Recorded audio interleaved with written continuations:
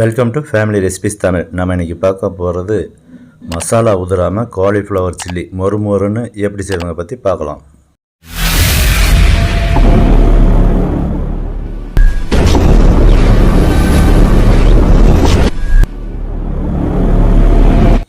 இப்போ நம்ம cauliflower chilli செய்ய ஆரம்பிச்சிடலாம். இது நல்லா மொறுன்னு மசாலா உதிராமல் எப்படி செய்கிறத தான் இன்றைக்கி பார்க்க போகிறோம்.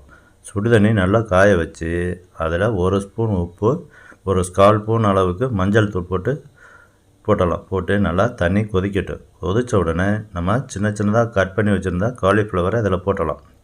பார்த்திங்களா, இந்த மாதிரி சைஸில் சின்னதாக கட் பண்ணி வச்சு இந்த சுடுதண்ணியில் நம்ம போட்டுக்கலாம். போட்டுட்டு 2-3 தடவை நல்லா கிளறி விட்டு ஒரு 2 நிமிஷம் அப்படியே இருக்கட்டும். அதுக்கப்புறம் நம்ம அதை வடித்து தனியாக வச்சுக்கலாம். ஃபேமிலி ரெசிபிஸ் தமிழ் சேனலை லைக் பண்ணுங்கள், சப்ஸ்கிரைப் பண்ணுங்கள், பக்கத்தில் இருக்க பெல் பட்டனை எனேபிள் பண்ணுங்கள், ஷேர் பண்ணுங்கள். பார்த்திங்களா, இந்த மாதிரி ஒரு 2 நிமிஷம் சுடுதண்ணியில் இருந்தால் போதும். இப்போ இதை நம்ம வடிகட்டி எடுத்துக்கலாம். காலிஃப்ளவரை வடிகட்டியில் தண்ணி இல்லாமல் நல்லா சுத்தமாக வடிகட்டணும். அப்போ தான் நம்ம மசாலா போட்டு பிசையலை தண்ணி ஆகாது. இல்லை அப்படின்னா தண்ணியாக போயிடும். காலிஃப்ளவர் சில்லிக்கு இப்போ பேஸ்ட்டை தயார் பண்ணிடலாம். இப்போ அரிசி மாவு, மைதா மாவு, கடலை மாவு, கார்ன்ஃப்ளவர் மாவு இது எல்லாத்துலேயும் 3 ஸ்பூன் அளவுக்கு போட்டுக்கலாம். அதோட 1 ஸ்பூன் இஞ்சி, 3 spoon red chilli powder, 1 spoon chilli powder, அது கிடைக்கல அப்படின்னா சிக்கன் மசாலா 1 ஸ்பூன், தேவையான அளவு உப்பு, 2 ஸ்பூன் சமையல் எண்ணெய், 2 முட்டை. இதோட கொஞ்சமாக தண்ணி ஆட் பண்ணி நல்லா மிக்ஸ் பண்ணிக்கணும். இது 1/2 கிலோ காலிஃப்ளவருக்கு கரெக்டாக இருக்கும்.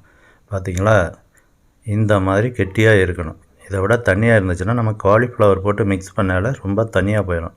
காலிஃப்ளவரில் மசாலா ஒட்டாது. பார்த்திங்களா, இப்போ 1/2 கிலோ அளவுக்கு நம்ம காலிஃப்ளவரை இதில் ஆட் பண்ணி நல்லா மிக்ஸ் பண்ணிக்கணும்.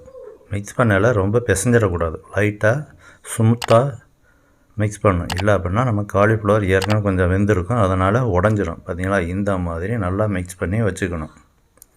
இது கரெக்டான பதம். இதை விட தண்ணியாக இருந்துச்சுன்னா காலிஃப்ளவரில் ஒட்டாது. கடாயில் தேவையான அளவு எண்ணெய் ஆட் பண்ணி நல்லா எண்ணெய் மீடியம் ஃப்ளேமில் இருக்கணும், ரொம்ப காஞ்சிடக்கூடாது. அந்த சமயத்தில் நம்ம காலிஃப்ளவரை ஒன்றா ஒட்டாமல் போடணும். மொத்தமாக போட்டக்கூடாது. அப்படி தூவிட்ட மாதிரி போட்டு நல்லா கிளறி விடணும். கிளறி விடையில் சின்ன கம்பியால் நல்லா கிளறி விடணும். அப்போ தான் ஒன்று ஒட்டாமல் இருக்கும். இல்லை அப்படின்னா எல்லாம் ஒட்டிக்கும். பார்த்திங்கன்னா, இந்த மாதிரி லைட்டாக கிளறி விடணும். ஃபேமிலி ரெசிபிஸ் தமிழ் சேனலை லைக் பண்ணுங்கள், சப்ஸ்கிரைப் பண்ணுங்கள், பக்கத்தில் இருக்க பெல் பட்டனை எனேபிள் பண்ணுங்கள், ஷேர் பண்ணுங்கள். பார்த்திங்களா, ரெட் சில்லி பவுடர் போட்டதுனால நல்லா கலர் கொடுத்துருக்கு. நீங்கள் சாதாரணமாக மிளகாய்த்தூள் போட்டிங்க அப்படின்னா நீங்கள் கலர் கொஞ்சம் போட்டுக்கணும். அதாவது கேசரி பவுடரு கொஞ்சம் ஆட் பண்ணிக்கலாம். இது ரெட் சில்லி பவுடர் போட்டிங்கனாலே நல்லா கலர் கொடுத்துரும். ரொம்ப அதிகமான சூட்டில் இருக்கக்கூடாது, மீடியம் ஃப்ளேமில் இருக்கணும். அப்போ தான் நல்லா கலர் கொடுக்கும். அதிக சூட்டில் இருந்துச்சுன்னா கலர் மாறிடும், கருத்த மாதிரி கொஞ்சம் நிறம் மாறும். இந்த மாதிரி மீடியம் ஹீட்டில் தான் இருக்கணும். அதிகமான ஹீட்டில் இருந்துச்சுன்னா கலர் மாறிடும். கண்டிப்பாக மீடியம் ஹீட்டில் தான் இருக்கணும். பார்த்திங்களா, இந்த மாதிரி ஒரு 2 நிமிஷம் வேக விடுங்க. இந்த மாதிரி செஞ்சிங்கன்னா நம்ம காலிஃப்ளவரில் நல்லா மசாலா எல்லாம் ஒட்டி இருக்கும். காலிஃப்ளவர் தெரியாத அளவுக்கு நல்லா மசாலா ஒட்டி இருக்கும். நல்லா மொறுன்னு இருக்கும். நல்லா சாப்பிட்றதுக்கும் நல்லா டேஸ்ட்டாக இருக்கும். பெரியவங்களிலேருந்து சின்னவங்க வரைக்கும் நல்லா குழந்தைங்கள்லாம் அருமையாக விரும்பி சாப்பிடும். பார்க்குறதுக்கே ரொம்ப அருமையாக இருக்கும். பார்த்திங்களா, எவ்வளோ அருமையாக இருக்குது. இந்த மாதிரி நல்லா வேக விட்டு நம்ம எடுத்துடலாம். எடுக்கையில் கொஞ்சம் கருவேப்பிலையை மேலே தூவிட்டு எடுத்தோம்னா நல்லா சூப்பராக இருக்கும், மணமாக இருக்கும். நமக்கு அருமையான காலிஃப்ளவர் ரெடி. இந்த மாதிரி செஞ்சு கொடுத்தா குழந்தைங்களாம் விரும்பி சாப்பிடுவாங்க. குழந்தைங்களுக்கு பிடிச்ச மாதிரி செஞ்சு கொடுங்க. நன்றி, வணக்கம்.